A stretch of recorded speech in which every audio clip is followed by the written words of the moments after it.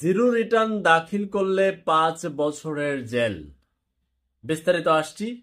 আরো অনেকগুলো অপশন রয়েছে, আপনাদের জানা প্রয়োজন যে জিরো রিটার্ন বন্ধ করবেন কিভাবে। যারা পাপ করে ফেলছেন ফেসবুকের জন্য, ইউটিউবের জন্য খুলে, এবার আয়ও নাই, এখন কি করা, বন্ধ করবেন কিভাবে, এই প্রক্রিয়ায় যাব আমরা। তারপরে জিরো রিটার্ন আপনি কেন দিতে পারবেন না, কি ঘটনা, এবং আয়কর রিটার্ন যদি আপনি না দেন তাহলে আপনার আরেক বিপদ হতে পারে, প্রতিদিন 50 টাকা জরিমানা। এইটার একটা খেলা রয়েছে। আমরা একটু আজকে দুপুরে ঘোষণাটা হয়েছে, আমরা একটু প্রথম আলো থেকে পড়ি, খুব গুরুত্বপূর্ণ। শূন্য রিটার্ন দিলে 5 বছর পর্যন্ত জেল এনবিআর।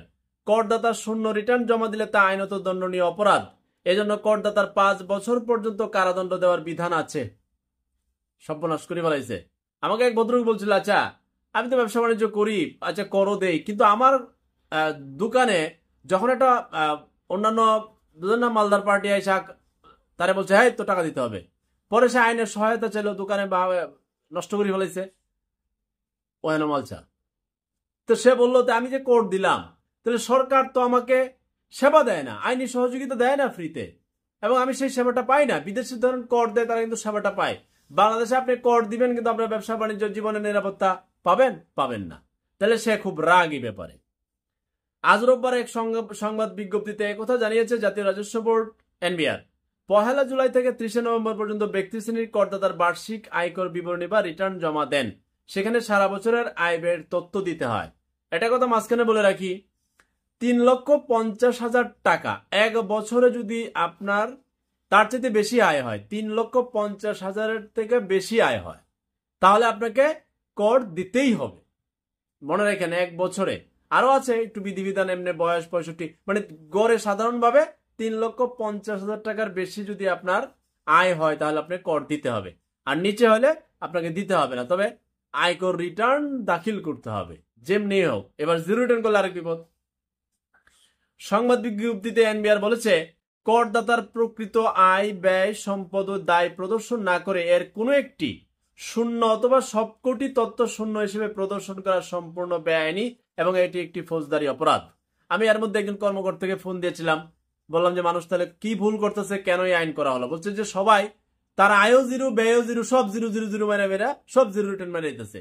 তখন অফিস ঘুরে বাধ্য হয়েছে যে আপনারা কোনো একটা গড় শূন্য এবং সবগুলো যদি শূন্য মারে দেন তাহলে আপনার সেই জিরো রিটার্নের কোনো বিধান তো নাই, আপনি ফৌজদারি অপরাধ করবেন, তার বিপরীতে আপনার 5 বছরের জেল। তার মানে আপনার যদি 3,50,000 নিচে আয় হয়ও, প্রত্যেকটার আয় ব্যয়ের তথ্য আপনি সুন্দর করে উপস্থাপন করবেন, শূন্য দিতে পারবেন না না না। আর 3,50,000 বেশি যদি আপনার বছরে আয় হয় তাহলে আপনি অবশ্যই সুন্দর করে পূরণ করে যা আসে তা দিতে হবে। আচ্ছা, এক্ষেত্রে আবার প্রবাসী যারা আছেন, প্রবাসী ভাইয়েরা, আপনারা বিদেশ থেকে বসে অনলাইনে জিরো রিটার্ন দিয়ে দিতে পারেন। জিরো রিটার্ন না, আপনার আয় ব্যয়ের তথ্য দিতে পারেন, কারণ এখানে আপনার বলছে যে প্রবাসীরা দিলে ভালো, আবার না দিলে অসুবিধা নাই, এটা একটা বিধান রেখা আছে, তারপরেও আপনারা দিয়ে দিলে ভালো বললো। করদাতার জমা দেওয়া আয়কর রিটার্নে তার আয়, ব্যয়, সম্পদ ও দায় সম্পর্কিত সঠিক তথ্য প্রদর্শন না করে মিথ্যা বা অসত্য তথ্য প্রদান করলে বর্তমান আয়কর আইনের 312 ও 313 ধারা অনুসারে করদাতাকে 5 বছর পর্যন্ত কারাদণ্ড প্রদানের বিধান রয়েছে। মারি হলাইছে। এখন আপনি কি করবেন? এনবিআর এর সংবাদ বিজ্ঞপ্তিতে আরো বলা হয়, সামাজিক যোগাযোগ মাধ্যমে জিরো রিটার্ন দাখিল বিষয়ক কতিপয় ভ্রান্ত ধারণাপ্রসূত পোস্ট এনবিআর এর নজরে এসেছে। সামাজিক যোগাযোগ মাধ্যমে এসব পোস্ট রিটার্ন ফর্মের সবকটি ঘর শূন্য হিসেবে পূরণ করে রিটার্ন জমা দেওয়া যায় বলে ভ্রান্ত ধারণা প্রচার করা হচ্ছে। এসব ভ্রান্ত ধারণার বশবর্তী হয়ে কোনো করদাতা তাদের আয়কর রিটার্নে আয়, ব্যয়, সম্পদ ও দায়ের বিষয়ে অসত্য ঘোষণা প্রদান করে আসছেন এমন জানা যায়। এবার এই কারণে দিছে। এনবিআর আরো বলছে, আয়কর আইন অনুসারে জিরো রিটার্ন নামে কোনো প্রকার রিটার্ন দাখিলের বিধান নেই। তার মানে আপনি আর পারবেন না, দিলে সর্বনাশ করে ফেলবেন। আজকে দুপুরে যেহেতু এই আইন করে ফেলছে, এখন আপনার আয় ব্যয় যা আছে কোথাও শূন্য দিবেন না। আপনি সঠিকভাবে 3,50,000 নিচে হলে তো আপনার পূরণ করে যাবেন, বাট আপনার এখানে কোনো কর দিতে হবে না। 3,50,000 বেশি হলে বাৎসরিক আয় আপনাকে দিতে হবে। আপনার 3,50,000 নিচে যারা, জিরো দিয়েন না কোথাও। আচ্ছা, এখন প্রশ্ন হলো, অনেকে বলছে যে ভাই আমি তো ফেসবুকের জন্য খুলছিলাম, ইউটিউবের জন্য খুলছিলাম, তাহলে এখন আমার উপায় কি? এখন আমি কি করব? আমার তো আয় নাই কিছু, তাহলে আমি এটা বন্ধ করতে চাই। কারণ বন্ধ করার ক্ষেত্রে কিছু বিধান রয়েছে। আমি সর্বশেষ আপডেট অনুযায়ী যেটা পাইলাম, 6টা শর্ত।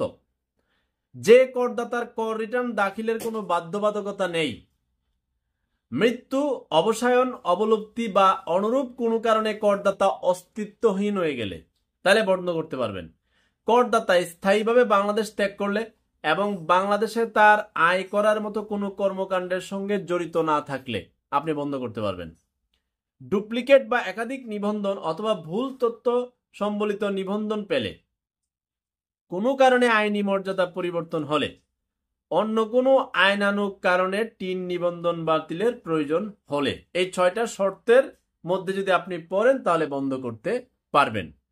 এখন সরকারের প্রতি সবাই বিরক্ত, নাখুশ হবেন, স্বাভাবিক ব্যাপার, কিন্তু ওই এটা দেওয়া সিস্টেম প্রয়োজন। কিন্তু মানুষ কোথায় রাগ জানেন? ওই যে প্রথমে যেটা বলছিলাম যে আমি এত সব কর টর দিলাম, সুবিধা দিলাম, এবার আমার উপর, আমার দোকানে, আমার ব্যবসায়, আমার পরিবারে যখন ঝামেলা করে মানুষ আইসা গুন্ডা মুন্ডা আইসা উৎপাদ করে, তখন আমি সহযোগিতা চাইলে কই আমাকে তো দেয় না। বিদেশে যেভাবে কর দেওয়ার পরে তার সকল প্রোটেকশন দেয় সরকার, কিন্তু বাংলাদেশ সেটা দিতে পারে না।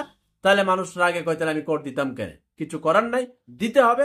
যেহেতু স্বাধীনতা পরবর্তী 54 বছর বিভিন্ন চেতনার রাজনীতির কারণে, লুটপাট, চান্দাবাজি, ধান্দাবাজির কারণে রাষ্ট্রকে গঠন করতে পারে নাই, দাঁড় করাতে পারে নাই, যার কারণে রাষ্ট্রের নাগরিক বৈধভাবে সকল কিছু দেওয়ার পরেও, কর দেওয়ার পরেও, কর শুধু আপনার এটা না, 3,50,000 আপনি আয় করলে করতে পারলেন না বলে দিলেন, আপনি কিন্তু ডাইল কিনলো, সিনেমা টিকিট কিনলো, সব জায়গায় কিন্তু নানান জায়গায় ভ্যাট ট্যাক্সের খেলা আছে। জনগণ দেয়, প্রত্যক্ষ কর, পরোক্ষ কর নানান ভাবে দিচ্ছে, কিন্তু জনগণ সেবা পাচ্ছে না।